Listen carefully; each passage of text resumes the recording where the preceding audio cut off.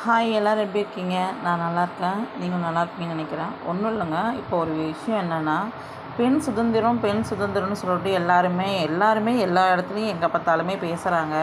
ஆனால் ஒரு பெண்ணுக்கு சுதந்திரம் ஒரு பெண்ணாலவே கொடுக்க முடியாது. அதாவது எப்படின்னா, ஒரு கல்யாணம் பண்ணிட்டு போகிற ஒரு வீட்டில் ஒரு புது பொண்ணு அவங்க பெற்றவங்க கூட பிறந்த அண்ணன் தம்பி எல்லாரையும் விட்டுட்டு தன்னோட தன் கணவனோட குடும்பம் தான் தன்னோட குடும்பம்னு நினச்சிக்கிட்டு ஒரு இடத்துல ஒரு அடி வைக்கிறாங்க அப்படின்னா, அங்கே வர்ற பொண்ணை அங்கே இருக்கிற பெண்கள் நம்மள மாதிரி தான் அவங்களும் அப்படின்னு சொல்லிட்டு யாருமே நினைக்க மாட்றாங்க. ஏன்னா பெண் சுதந்திரம்னு வெளியில் பேசுகிறவங்க எல்லாருமே வீட்டுக்குள்ளே எப்படி இருப்பாங்கன்னா, ரொம்ப ஒஸ்ட்டாக இருக்காங்க. ரொம்ப ஒஸ்ட்டாக தான் இருக்கிறாங்க. இன்னுமே பெண்களுக்கு வெளியில் போய் ஒரு 12 மணிக்கு ஒரு பெண்ணு தனியாக போனால் தான் ஒரு சுதந்திரம் கிடைக்கும். அந்த சுதந்திரம் நம்ம தமிழ்நாட்டில் கிடையாதுன்னு அப்படின்னு சொல்கிறாங்க தெரியுங்களா? அதெல்லாம் கிடையாதுங்க. இப்போல்லாம் பெண்கள் எல்லாருமே நைட்டில் வெளில போகிறாங்க, வெளியில் வராங்க.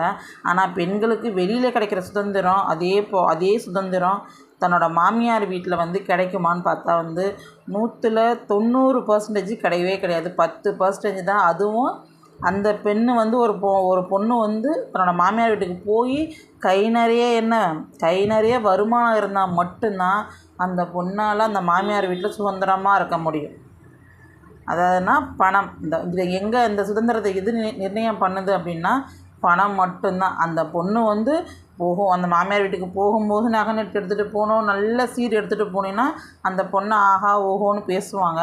அதே வசதியான ஒரு வீட்டில் ஒரு ஏழ்மைப்பட்ட பொண்ணு, ஒரு நடுத்தரமான ஒரு பொண்ணு என்ன படிச்சிருந்தாலும் சரி தான், அதாவது எவ்வளோ படிச்சிருந்தாலும் அந்த இடத்துல படிப்புன்றதை ஒரு தாண்டி மாமியார் வீடுன்னு வரும்போது என்ன தேவைப்படுது, என்ன முக்கியமாக தெரியுது, ஒரு பெண்ணோட சுதந்திரத்துக்கு எது தடையாக இருக்குது அப்படின்னா அந்த இடத்துல பணம் மட்டும்தான்.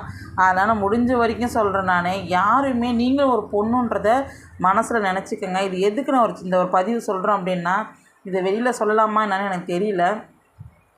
எனக்கு தெரிஞ்ச ஒரு பொண்ணு, இது அவங்க பார்ப்பாங்களான்னு எனக்கு தெரியாது.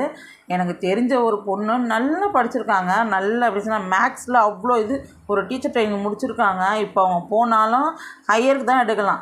11th 12th அந்த மாதிரி ரேஞ்சில் தான் அவங்க எடுக்கலாம் கிளாஸே.